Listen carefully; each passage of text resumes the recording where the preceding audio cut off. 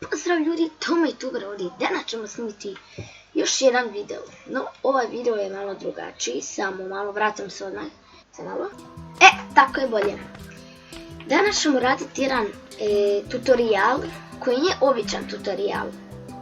To je ovakav tutorial. Kao prvo, puno vas se pita blok od drveta izgori. Kada napravite najljepiji, znate blok, izgori. Puno vas se pita, je li ima neki način da on ne izgori? Ima. No, u ovom pitanju nije često u pitanju. Ovo je blok od drveta već čest. U čemu se radi? Sve će vam biti jasnije čim pokažem. Morate uzeti za ovaj tutorial jedan čest. Koji najvjerojatnije samo malo.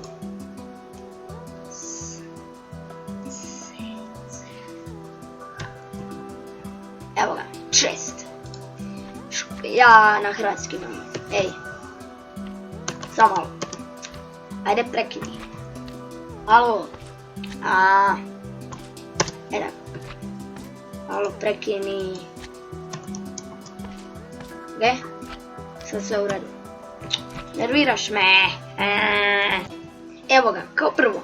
Ova muzika mi daje veliki nadzor.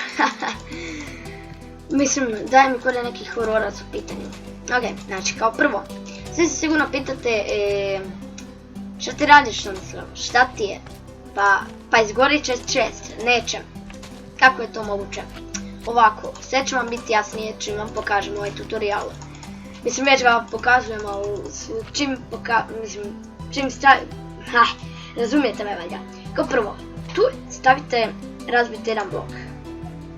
Stavite ovaj čest, nadam se da će ovaj čest raditi, pošto je valjda isti ko ovaj. I onda, prelijte lavom. Prelijte sve lavom ovako. Znači, evo ga. Samo malo, nešto mi laga. Eto ga. I sada napunite.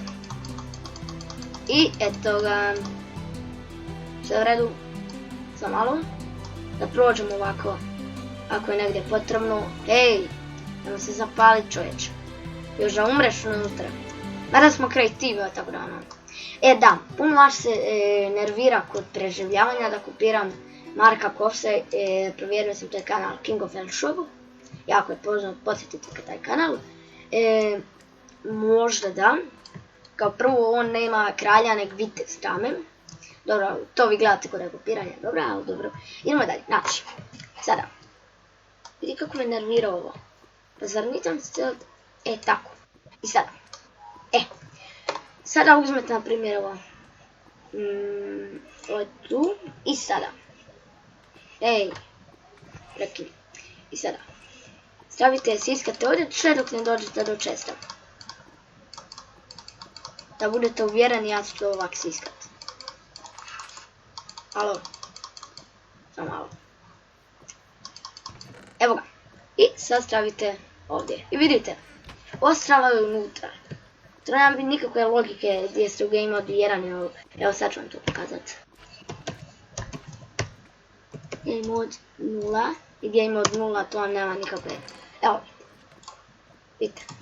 Vidite, nema nikakve razlike. Znači. Vidite, ovo je fantastičan trik. Probajte ga. Sad sam skužila da sam u game modu. What the fuck?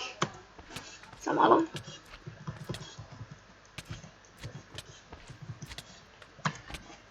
Samo... Imao sam pol srca, mislim, Ovaj tutorial je vrlo lagan. Znači, kod njega se tiče onako, vrlo je lagan i nije uopće težak.